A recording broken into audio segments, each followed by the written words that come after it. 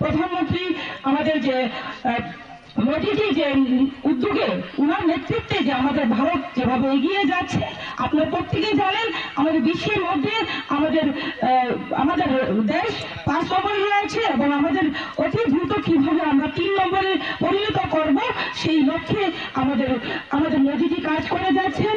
তার পাশাপাশি আমি বলবো যে আমাদের ত্রিপুরা রাজ্যে বিশেষ করে 2018 সালের আগে কি ছিল, বর্তমানে কি হয়েছে, শুধুমাত্র যদি আমরা এসএইচজি গ্রুপ দেখি, সেই বিগত দিনে 3500 এসএইচজি গ্রুপ সেই বিগত দিনে ছিল। আজকে আমাদের ত্রিপুরা রাজ্যে আমাদের 3 লক্ষের প্রায় 50,000-এর উপরে এসএইচজি গ্রুপ হয়েছে এবং পাশাপাশি আমাদের 4 লক্ষের উপরে মহিলারা দিদিরা সেই এসএইচজি গ্রুপের সঙ্গে যুক্ত হয়েছে এবং তার মধ্যে লাখপতি দিদি 80,000-এর উপরে আমাদের দিদিরা লাখপতি হয়েছে। সেটা একমাত্র সম্ভব হয়েছে আমাদের ভারতবর্ষে আমাদের প্রধানমন্ত্রী নরেন্দ্র মোদীজি যে আছেন, তার পাশাপাশি ত্রিপুরা রাজ্যে আমাদের মুখ্যমন্ত্রী প্রফেসর ডক্টর মানিক সাহাজির নেতৃত্বে সেটা সম্ভব হয়েছে। আমাদের 7 বছর আগে হোক বিপ্লবীর নেতৃত্বে, হোক আমাদের যে মানিক সাহাজির নেতৃত্বে, একটাই লক্ষ্য কিভাবে আমরা ত্রিপুরাকে এগিয়ে নিয়ে যাব।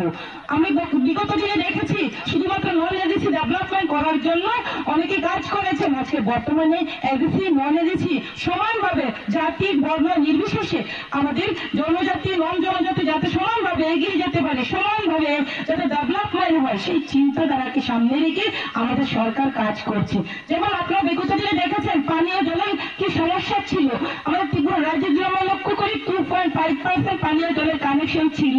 সেই জায়গায় দাঁড়িয়ে আজকে ত্রিপুরা রাজ্যে আমরা লক্ষ্য করি যে সমগ্র ত্রিপুরা রাজ্যে 84% এভাব আমাদের যে পানীয় জলের কানেকশন আমরা দিতে পেরেছি মাত্র 7 বছরে। সেটা একটা বড় বিষয়। সেই 25 বছর 35 বছর যাবতে সেই সময়ে মাত্র 2.5% পানীয় জলের কানেকশন দেওয়া হয়েছে। মানে হচ্ছে 100 জনের মধ্যে 2.5 জনকে পানীয় জলের ব্যবস্থা তারা দিতে পেরেছিল।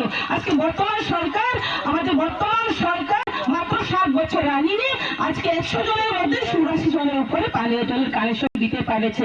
সেটা একটা বড় বিষয়। পাশাপাশি আজকে যে আমরা রাস্তা দেখছেন, আজকে সেই রাস্তাগুলো আজকে যে আমাদের যে মেন আমাদের যে শান্তিপুর তো আমাদের মাছমারা যে আমাদের রাস্তা, সেই রাস্তা বিগত দিনে কি ছিল এবং যে আমাদের এই যে এলাকাতে প্রোগ্রাম করছে সেই রাস্তা অনেক সমস্যাতে ছিল, এলাকাবাসীরা অসুবিধায় ছিল, সেই একমাত্র আমাদের সরকারের সেটা সম্ভব হয়েছে। পাশাপাশি আমরা যদি বিদ্যুতের ক্ষেত্রে বলি, সেই বিদ্যুতের ক্ষেত্রে আমরা যদি দেখি লক্ষ্য করি, সেই বিগত দিনে আমাদের যখন পূর্ণ রাজ্য আমাদের ত্রিপুরা রাজ্য হয়েছে সেই তখন থেকে শুরু করে যদি আমরা লক্ষ্য করি আমাদের পেছারতলে শুধুমাত্র বাজার থেকে 1-1.5 কিলোমিটার দূরে হবে, সেই জায়গাতে বিদ্যুৎ পৌঁছায়নি কখনো। সেখানে 35 বছর বলি অথবা 25 বছর বলি সেখানে বিদ্যুৎ পৌঁছায়নি। একমাত্র আমাদের সরকার ত্রিপুরা রাজ্যে 2018 সালে আসার পরে আমরা 6 মাসের মধ্যে সেই জায়গাতে আমরা বিদ্যুতের কানেকশন দিয়েছি। সেই বিষয়ে সেই লক্ষ্যে আমাদের সরকার কাজ করছে। বললে অনেক কিছু বলা যাবে, যেমন ডাইরেক্ট বেনিফিট ট্রান্সফার। সেই ডাইরেক্ট বেনিফিট ট্রান্সফার সেই আগে দিনে ছিল না। সেই তখনকার সময়ের যে দেশের প্রধানমন্ত্রী রাজীব গান্ধী বলেছিলেন যে আমরা দিল্লি থেকে যদি 100 টাকা পাঠিয়ে দিই, সেই টাকা সেই ব্যক্তির কাছে বেনিফিশিয়ারির কাছে পৌঁছবে মাত্র 15 টাকা বসে। সেই 15 টাকা ওনারা জানে সেই সময়ে যে সে করাপশন হচ্ছে, দুর্নীতি হচ্ছে, সেটা সমাধান করার জন্য কোনো ধরনের চিন্তাধারা করা হয়নি সেই বিগত দিনে। আজকে মোদীজির নেতৃত্বে সরকার আসার পরে ডাইরেক্ট বেনিফিট ট্রান্সফার করেছেন। আজকে যে ব্যক্তি বাগান পাচ্ছে, যে ব্যক্তি প্রধানমন্ত্রী আবাস যোজনা পাচ্ছে, হোক টয়লেট পাচ্ছে, যে কোনো স্কিমের ক্ষেত্রে যে ব্যক্তি উপযুক্ত, যে ব্যক্তি বেনিফিশিয়ারি ডাইরেক্ট ওনার অ্যাকাউন্টে টাকা যাচ্ছে, সেটা একমাত্র আমাদের মোদীজি করেছে।